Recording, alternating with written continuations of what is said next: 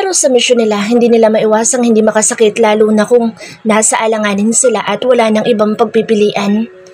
Ang mga taong sumisira sa mga kabataan at gumagawa ng mga ilegal, yun lang ang mga taong wala ng puwang sa mundo at dapat nang burahin. Masama man ang kumitil pero mas marami ang maapektuhan at masisira kung hindi nila ito gagawa ng paraan. Hoy, kumain ka na? Pukaw sa kanya ni Ethan. Kaya kung ano-ano yung pumapasok sa isip mo dahil palagi kang gutom. Dad! Tawag niya sa ama. Palayasin mo na nga itong si Ethan. Utos niya sa ama. Umalma naman ito. Kumakain pa ako, Queen.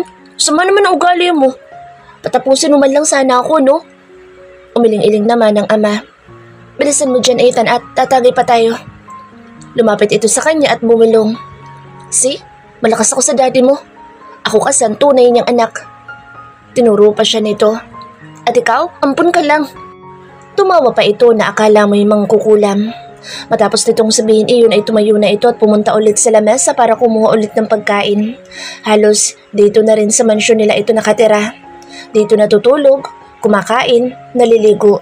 Minsan parang gusto niya magpalit na lang sila. Si Ethan dito sa mansyon nila at siya ang titira sa bahay nito. Umuwi lang yata ang gago na ito kapag makikipagtalik sa iba't ibang babae. Dahil kapag nagdala ito ng babae dito sa teritoryo niya, sisiguraduhin niyang malulumpo ang mga ito. Wala pa man itong ginagawa, siguradong lalabas ang mga itong paika-ika.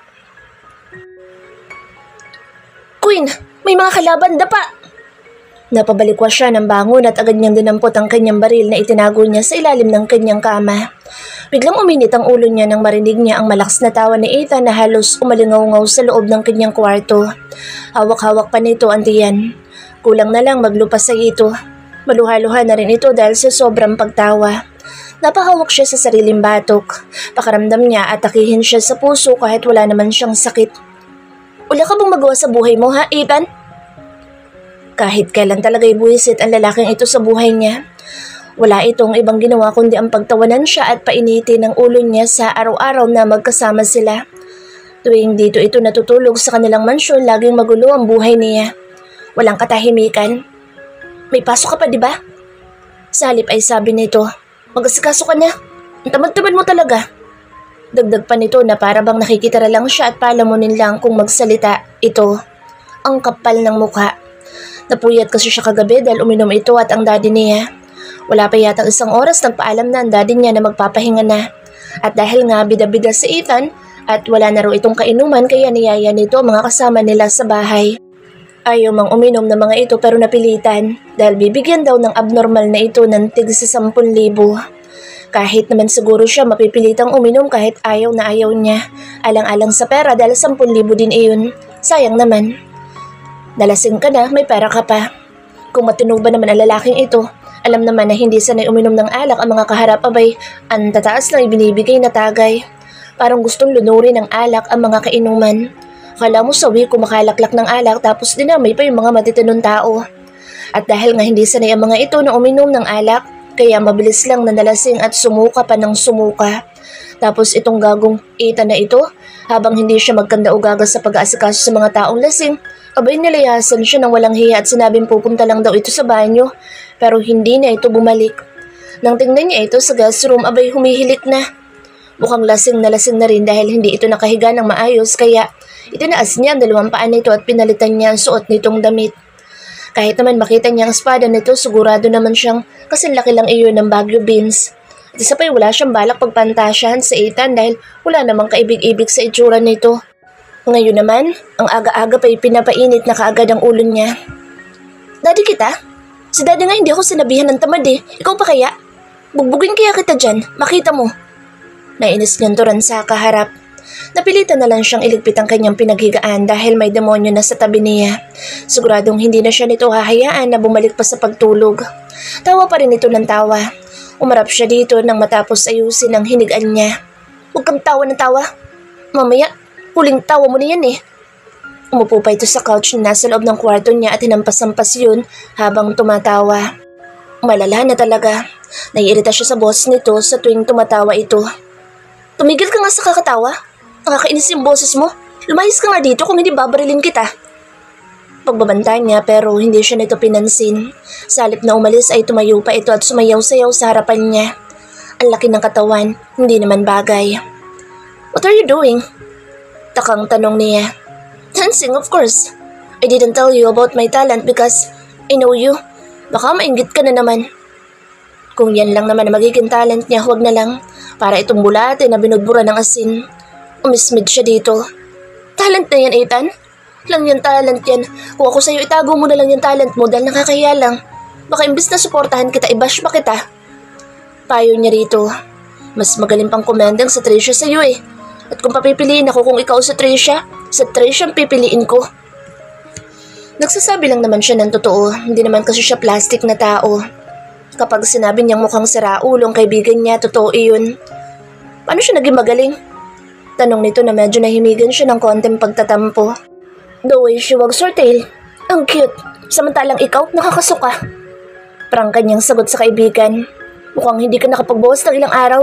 Ang pangit ng facial expression mo at mukha kang tubol." Tanasan siya nito ng kilay. "Hindi pa ito ang talent ko, Queen. Kaya ko sumayaw ng nakatayo, nakaupo, nakahiga, nakatuwad at nakadapa." Sabi pa nito habang patuloy sa kabaliwang ginagawa. "Hindi wow, talented ka pala. Hindi halata ah." Pambubuskan niya rito. "Kailan mo pa na-discover yung talent mong pangit?" Pang-international pala ang talent nito na mukha ito lang din naman ang nakakaalam. Tama yun. Forever nitong itago ang talent nitong hindi niya matukoy kung talent ba o nangaasar lang talaga. "Yup, super talented talaga ako, Queen. Narinig mo na ako kumanta, di ba?" Tanong nito, nakala mo talaga ito totoong may talent. Umirap siya. "Hindi pa." Kunwari nag-isip siya at inalala kung narinig na niya ba talaga itong kumanta. "Ah, oo. Narinig na pala kitang kumanta. Ethan, ikaw ba yung umaalulong kagabi? Ganda ng boses mo." "What? Nakakapagtampo ka naman, Queen. I thought you were my solid fan." Sad nito sa kanya na medyo nagtatampo pa. Langya, may patampo-tampo pang nalalaman. "You know what, Queen? Every woman I meet, they said that I'm good at dancing. I can dance all day long." Pinutol niya na ang dapat pang sasabihin nito dahil alam niya na ang mga susunod itong sasabihin sa kanya. She may be innocent but her eyes and her mind are not. "Lumabas ka na." Pagtataboy niya rito, para itong baliw na hindi niya malaman kung ano bang trip nito sa buhay. "I will show you my talent. Do you look hot?" Tanong nito habang pinapakita pa sa kanya ang mga muscles nito sa braso at itinaas pa nito ang damit at nag-flex ng paulit-ulit na parang sira ang ulo. Nananahimik na lang siya, tinayaan itong sumasayaw-sayaw na parang macho dancer. Nakakapagod din kasi minsan makipag-usap sa isang taong kulang sa aruga. "Mag-ayos ka na, ihatid kita sa trabaho mo." Nito na bigla na lang naging seryoso. Parang may something talagang kaibigan niya. At dahil best friend niya nga ito, siguro kailangan lang talaga nito ng matinding pangunawa. Umiling siya. "No need. Don't be hard-headed. Ihatid kita sa ayot sa gusto mo, Queen." Nito sa kanya at tumila pa ito na parang asong hingal na hingal. "Goodness. Pahingi po ng maraming pasensya. Nang sa ganoon, hindi po ako makapanakit ng tao." Piping dasal niya. "Di nga pwede, Ethan. Baka mamaya may makakita pa sa akin eh. Baka isipin pa ng mga iyon na nagpapanggap lang ako. Ayoko sumakay sa sasakyan mo, Ethan. Hindi pwede. Kaya huwag kang makulit at huwag mo kong kulitin na kulitin kung ayaw mong basagan ko yung mukha mo." Seryoso niyang saa dito na may kasamang pagbabanta. Mahirap na. Kailangan niya na iba yung pag-iingat. "Who told you that you will ride in my car?" Natatawa nitong tanong. Mukhang may iba na naman itong pinaplano na ngayon pa lang ay kinakabahan na siya. "What do you mean?" Pag-usisa niya habang nakakunot noon na. Lokong to, mukhang may pinaplano na naman na hindi niya magugustuhan. "Secret. Mamaya mo malalaman. Be ready." Kumindot pa ito sa kanya at pagkatapos ay lumabas na ito sa kwarto niya habang kumakanta. Kanta na tunog alulong. Kala mo naman maganda talaga ang boses ng walang hiya. Yung boses nito parang naipit na kambing. Today is her first day in her job as a janitress on VNet TV. Nakasuot siya ngayon ng light blue sleeveless at pinarisan niya iyon ng jeans at white rubber shoes. Wala pa naman kasi siyang uniform dahil ngayon pa lang daw yun ibibigay. "Queen, hurry up! Late ka na! Uy!" Pumikit siya ng mariin at dahan-dahang nilingon ang tumatawag sa kanya. Ang lapad ng ngiti nito. Nakasuot ito ng simpleng dark t-shirt at khaki shorts paired up with white rubber shoes. Ethan looks like a top model. Nakahalukip-kip ito habang nakasandal sa may pintuan ng kwarto niya. Paano mo nasabi? Pangaasar niya. Late ka na. First day mo ngayon pero late ka. Yari ka. Pananakot pa nito na akala mo'y batang paslit ang tinatakot. Anong akala nito? Natatakot siya sa bilyanan na iyon? Isang sipay niya lang doon baka makatulog na yun eh. Napamura siya sa isip nang mapasulyap siya sa relong pambisid na suot niya. It was almost 7:30 in the morning. Shit, 8:00 ang pasok niya. Malilate na nga talaga siya. Ethan, let's go.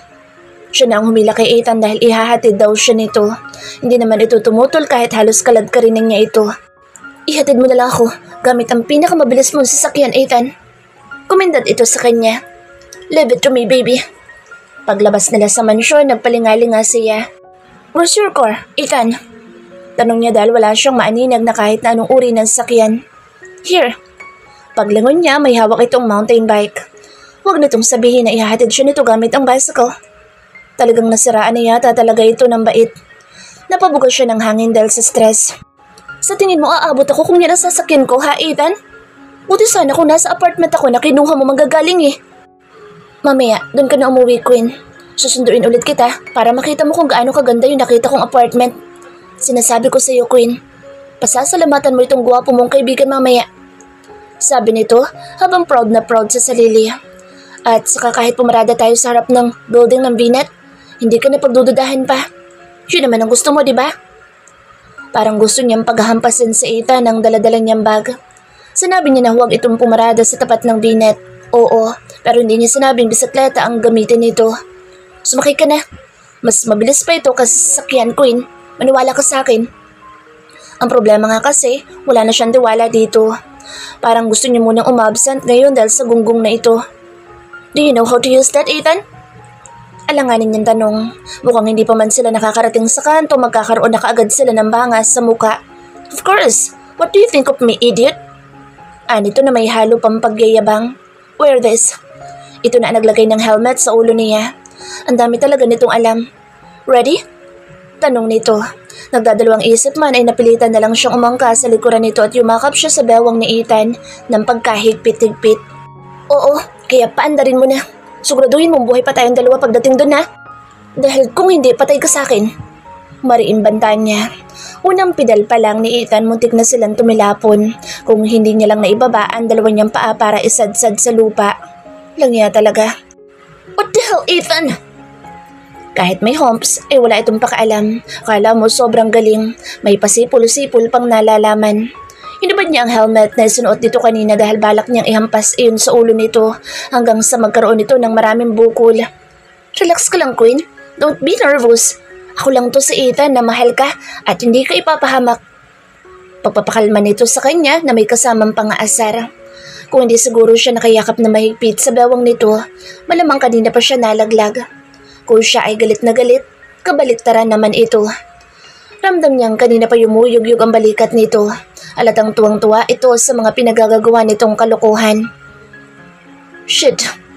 Halos buong biyahe yata siyang nagmumura. Sira ulo ka talaga. Animal ka. Malilintikan ka talaga sa akin mamaya, Ethan. Hindi pa man nag-uumpisa sa trabaho ay masakit na ang katawan niya. Pagkatapos ng mahigit 1 oras ay nakarating din sila sa tapat ng Binet kung saan siya magtatrabaho. Sobrang sakit ng puwet niya dahil ang bilis ng patakbo ni Ethan sa bisikleta. Tumingin ito sa suot nitong relo. You're 1 hour and 10 minutes late, Queen. Sino may kasalanan? Siya ba? Yung ito? Bakit parang kasalanan niya pa? Lagot. First day pa lang pero bad record na kaagad siya. Dahan-dahan siyang umibis sa bisikleta at paika-ika siyang naglakad. Shit, sakit ng puwet ko, Ethan. Reklamo niya. Bakit naman? Maang-maangan itong tanong. Hinagas niya ang hawak niyang helmet sa harapan nito. Wala. Ang galing mo ba naman eh? Galing? Expert ka talagang gumamit ng bike, no? Bravo! Sarkastiko niyang wika rito. Tapos late na ako. Bilis mong mag-drive kaya nakarating ka agad tayo. O diba? Ang galing? Dagdag niya pa. Itinabi nito ang bisikleta at lumapit ito sa kanya.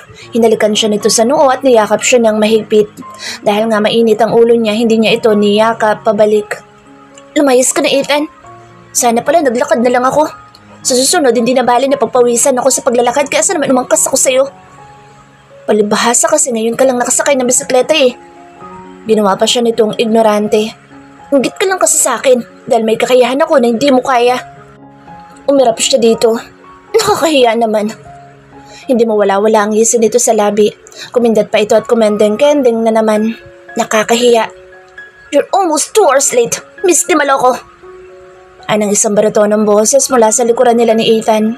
Hindi kaagad siya lumingon dahil nakayakap sa kanya na mahigpit si Ethan at saka parang gusto niyang matawa sa pagkakabigkas ni Villena sa apelyido niya. Sino ba naman ang hindi matatawa? Gawa-gawa lang naman ni Ethan ang apelyidong ginamit niya. At nung binanggit ni Villena, parang lalong nakakatawa ang dating noon sa kanya. Di maloko talaga? This is your first day at work and yet you're late? Bulyaw nito. Queen, he's the guy you kissed at the bar.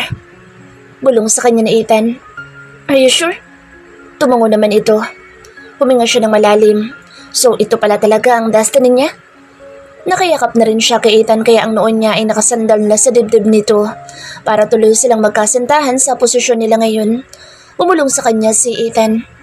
You're late, Miss Di Maloko.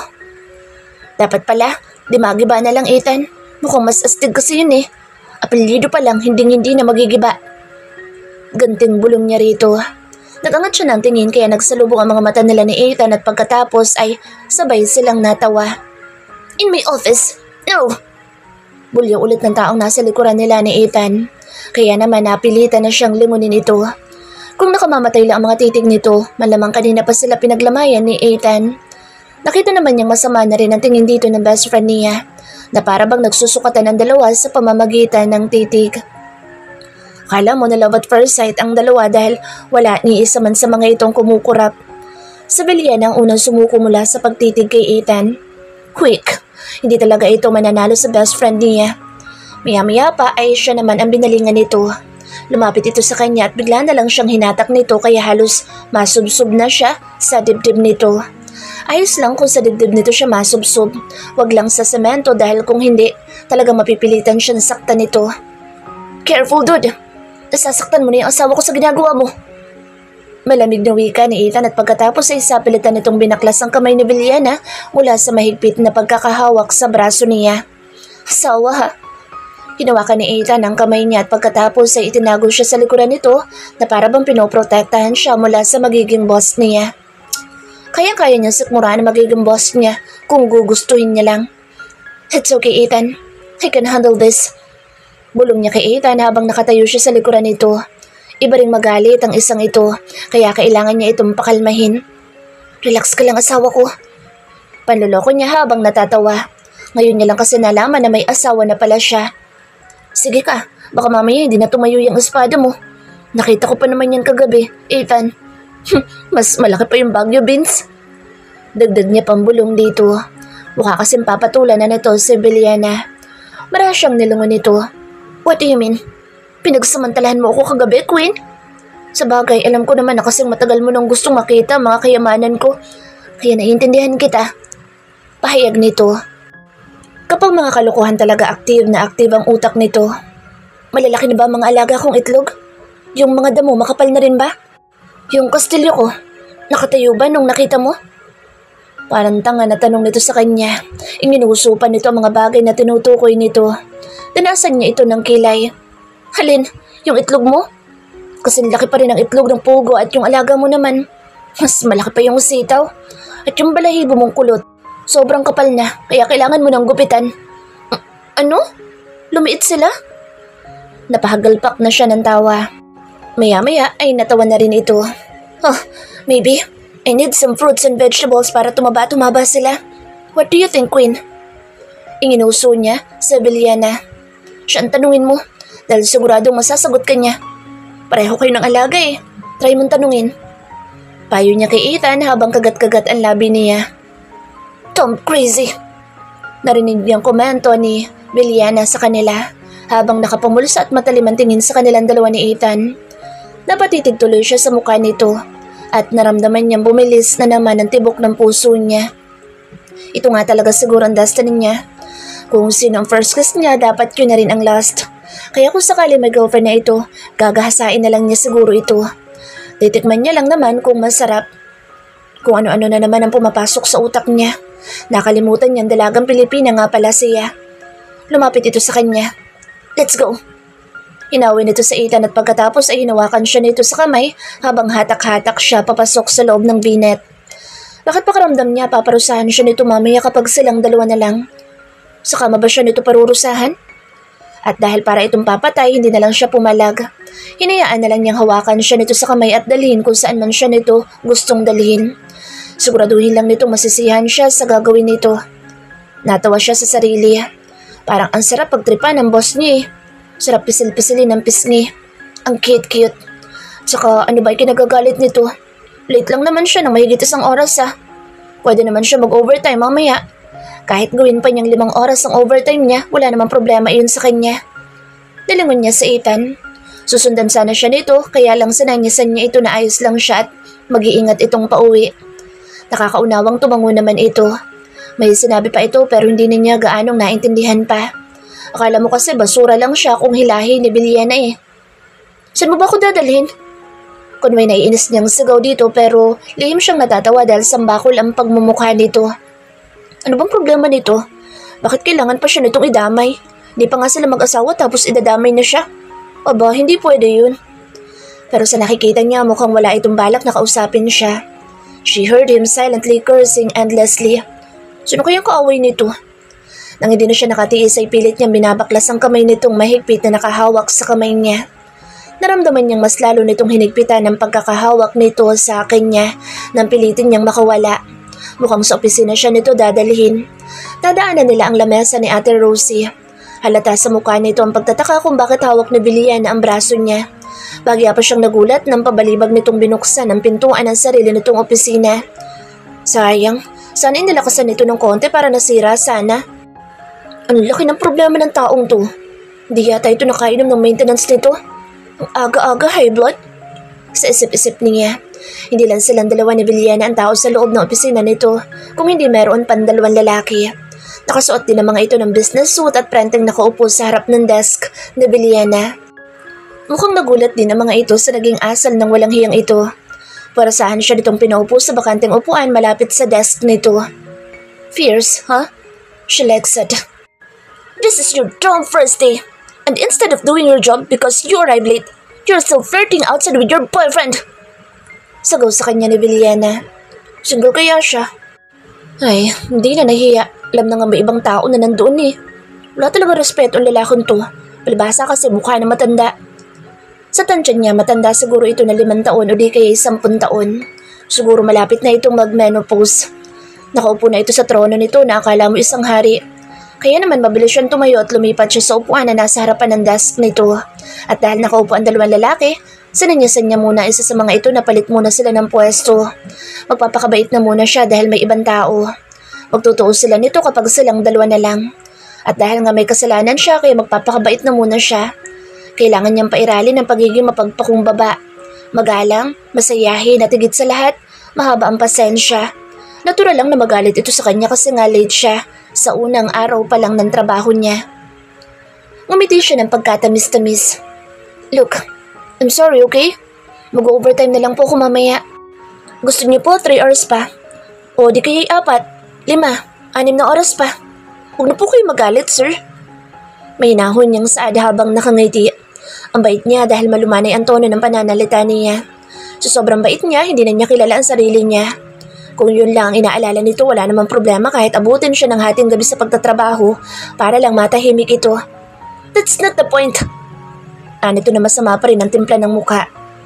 Ayaw ng malumanay na pag-uusap dahil ang gusto yata nito'y sigawan. Sigaw pa rin ang sigaw kahit na magkalapit lang naman sila ng pwesto. Pero kahit sigaw ito ng sigaw, magpapakabait pa rin siya gaya na ipinangako niya sa sarili kanina. Ano nga pong problema? Sorry po, kung may nagawa man po ako sa inyong masama, kaya hindi niyo po nagustuhan. Pasensya na po at hindi na po mauulit. Kalmado niyang saad dito habang may nakapaskil na ngiti sa kanyang mga labi na pwede nang ipanlaban sa beauty contest. I don't want to see you flirting during work hours. Ayoko sa mga malalandi. Baka puro landi lang ang gawin mo dito sa kumpanya ko. Sayang naman ang pera ibabayad ko sa'yo. Biglang nabura ang matamis ng ngiti sa mga labi niya dahil sa sinabi nito. Sinasagad talaga ng walang hiyang ito ang kabaitan niya. Sabagay, hindi naman talaga siya mabait. Tinignan niya ang dalawang lalaki nandoon. Kagaya kasi kahapon, panay pa rin ang tawa ng isa sa mga ito. Samantalang ang isa naman ay parang may sariling mundo. Napabaling ulit siya sa boss niya nang bigla na naman itong sumigaw. Imbis na nagtatrabaho ka na, nakikipagyakapan ka pa sa labas. Siguro, ganyan ang gawain mo sa kumpanyang pinagalingan mo, no? At siguro, hindi rin totoong lugi ka sa pamasahe kaya ka umalis. Siguro tinanggal ka dahil ganyan ang gawain mo. Sa halip na mainis, bigla na lang siyang natawa. Aba, judgmental masyado. Tumitig siya sa mga mata nito na kunway nanlalaki pa ang dalawa niyang mga mata. Paano niyo po nalaman, sir? Gulat niyang tanong kunwari. Naging boyfriend ko po kasi yung may-ari ng kumpanyang pinasukan ko. Sinabi ko po sa kanya na may asawa na ako at may 8 na kaming anak kaya hindi po talaga kami pwede. Ang kaso po, mapilit kaya yun. Napilitan akong sagutin. Muntik na siyang humagalpak ng tawa dahil mariin itong nakikinig sa mga kasinungalingan niya. Isang gabi po, habang pauwi ako, sobrang lakas po ng ulan. Eh di ba kapag malamig, masarap makipag-bonding? Alam mo na po siguro kung ano ibig ko sabihin. Ang totoo po talagang dahilan kaya ako umalis, dahil makulit siya kahit meron akong dalaw. Gusto niyo pa rin akong galawin? Did you... May nangyari sa inyo ng boss mo? Nag-aalangan itong tanong sa kanya habang nakangawi at sa palagay niya, nandidiri na rin ito dahil sa mga ipinagtatapat niya. Tumango siya ng sunod-sunod. Yes, but it's not my fault. Niyaya niya akong gawin namin yun eh. Pinilit niya ako ng pinilit kaya nung napagod na ako sa kakulitin niya, pumayag na rin ako ng pumayag. Minsan kasi kapag ayaw na isang tao pero kapag pinilit mo ng pinilit, kalaunan pumapayag din. Kaya yun, we did it. We did it multiple times. Nakataas sa mga kilay nito. Siguro iniisip nito na baliw siya dahil sa mga pinagsasasabi niya. It means you're a slut. Hindi iyon tanong kundi pahayag. Nasaktan tuloy ng konti ang puso niya. Ilan na ba ang lalaki nakapasok sa iyo? Ilan na ang nilandi mo? Hindi na tama ang mga pinagsasasabi nito. Nasasaktan na ang puso niya kaya kailangan niya itong depensahan. Tumawa siya nang uuyam dito. For your information, sir. Hindi po akong unang lumalandi sa kanila. Sila ang lumalandi sa akin. Palibhasa kasi ikaw walang naglalambing sa inyo. Walang nagpapainit sa malamig mong gabi at walang humahaplos sa naguhumindig mong pagkalalaki. Gusto niyang palakpakan ang sarili dahil sa mga sinabi niya. Akala mo talaga totoo eh. Nakakainis din naman kasi itong walang hiyang ito. Ang ganda niya tapos sasabihan siya ng malandi. Nagbibiro lang naman siya, masyado nitong sineryoso. At saka yun lang ang concern nito, na nakikipaglandian siya. Ang babaw naman itong tao. Humingi na nga siya ng sorry, ayaw pang tanggapin. You're stupid! Nagpanting ang mga tenga niya sa sinabi nito. Kung pwede niya nga lang barilin ito, kanina pa ito natumba sa harapan niya. Talagang hinahamon nito ang isang Reyna Daphne. Tinignan niya ito ng matalim. Stupid! Me? Turo niya sa sarili. Yes, you are. May iba pa ba akong kausap dito? How stupid of you! Pangmamata nito sa kanya. Para bang napakaliit ng tingin nito sa kanya. Siguro maliit lang din ang alaga nito. Between us two, you're a stupid one. How on earth do you think you're doing? I told you minutes ago that I'm willing to work overtime to compensate for my lateness. Eh, hindi ka makaintindi, di ba? Sino mas stupid sa ating dalawa? Ikaw, hindi ba? At kahit makipagtalik man ako sa iba't ibang lalaki, wala ka namang pakialam dun. Kung naiinggit ka, gumaya ka. Namimihasan ang gagong to. Kanina pa siya nagpipigil na hindi magalit kaya lang wala itong tigil sa kakatalak. Hindi ito nakasagot kaagad sa mga sinabi niya kaya sinamantalan niya ang pagkakataon. Ano? Tatanggalin mo ako? Then do it! Kilalaki mong tao, ang dal-dal-dal-dal mo. Talo mo pa yung chismoso naming kapitbahay. Paunahan na lang kung sinong unang mabibingi sa kanilang dalawa. Simpleng bagay lang hindi makaintindi. Pare, tama na yan. Shut up! Sigaw niya sa lalaking sumabat sa usapan nila ni Villena. Yung lalaki nakita niya kahapon. Balak yata nitong awatin si Villena. Yung nagbubuklat na magazine ng walang katapusan. Huwag kang sumabat at manahimik ka lang dyan para hindi ka madamay. Umakto naman ito na nag-zipper ng bibig habang kumukurap-kurap. Ang isa naman na may sariling mundo ay biglang napanganga sa naging asal niya. Don't shout at him like that. Sita sa kanya na Villena. Matapos niyang sigawan na isa sa mga lalaki. Siguro matalik nitong kaibigan iyon. Then don't scold me. You started it. Depensa niya sa sarili. Imbis na nagtatrabaho na ako ngayon, nandito pa ako at nakikipag-usap sa'yo. Alam mo, hindi ko alam kung anong klaseng tao ka eh. Ano hindi mo naiintindihan sa sinabi ko? Babayaran ko nga, hindi ba? Mamaya magtatrabaho ako hanggang hating gabi. So okay na? Malinaw na po ba, sir? Mahabang litanya niya na halos habol na rin ang kanyang hininga. Kanina pa sila nagsisigawan. Mukhang uuwi siya ng paos. Kahit abutin pa sila na 1 taon, hindi siya magpapatalo dito. Nakakadagdag pa sa inis niya ay ang nararamdaman niyang pananakit ng puwet niya. Gago kasing Ethan na yun. This is your first day, yet you're late. Paulit-ulit itong sabi na wala na yatang katapusan. Napatayo na siya sa sobrang inis at hinampas na niya ibabaw ng desk nito. Saan ka ba talaga nagagalit? Dahil ba sa late ako? O dahil nakipagtalik ako sa boss ko dati? Pati siya nalilito na rin. Akala niya sa late niya ito may problema pero parang galit ito dahil nakipaglandian pa daw siya. Puth! Asik nito. Di na niya kaya maging mabait. Ilalabas na niya ang sungay niya. Wala na siyang pakialam kahit unang araw pa lang matanggal na siya.